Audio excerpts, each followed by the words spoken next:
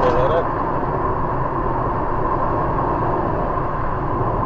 एक तो यहाँ पे अभी तक जो है, हालांकि यहाँ पे मोबाइल यूज़ करना सख्ती से मना है ड्यूरिंग द ड्राइविंग, लेकिन हमारे लोग अभी तक बाज नहीं आए।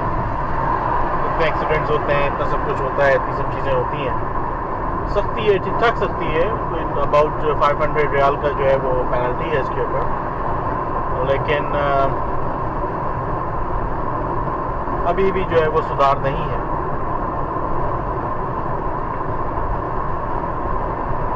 सेम उसी प्रॉब्लम के अंदर लोग हैं और लगे हुए टैक्स किए जा रहे हैं। मुझे तो समझ में नहीं आता कैसी क्या अर्जेंसी है टैक्स करने की। अब देखिए, जिस तरह से ये मेरी अभी भी क्लिप बन रही है, ये वीडियो शूट अगर हो रही है, तो मेरे हैंड्स जो हैं वो इसमें फ्री हैं। ये जो मेरा कैमरा है जो इस टाइम पे वीडियो बना रहा है, ये बेसिकली फिक्स्ड कैमरा है और इसको हम कहते हैं डैश कैम। डैश कैम जो है वो आपके कहीं पे गाड़ी के अंदर मुख्तलिफ आपके स्पॉट्स के ऊपर आप उसको फिक्स कर सकते हैं। आपको हाथ में पकड़ने की या किसी जगह पे उसको चेंज करने की कोई ज़रूरत नहीं होती।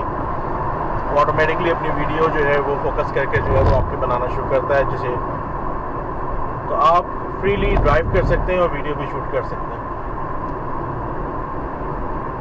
लेकिन जब व्हाट्सएप पे बैठ के लोग मैसेजेस कर रहे होते हैं, आई डोंट नो वो ड्राइव कैसे करेंगे। मुझे कई एक दफ़ा लगता है कि जैसे सामने कोई गाड़ी जा रही है तो ऐसा लगता है कि ये ड्रंक है कोई। कभी वो लेन में इधर निकल जाएगा, राइट में निकल जाएगा, कभी लेन में वो लेफ्ट की तरफ निकल जाएगा।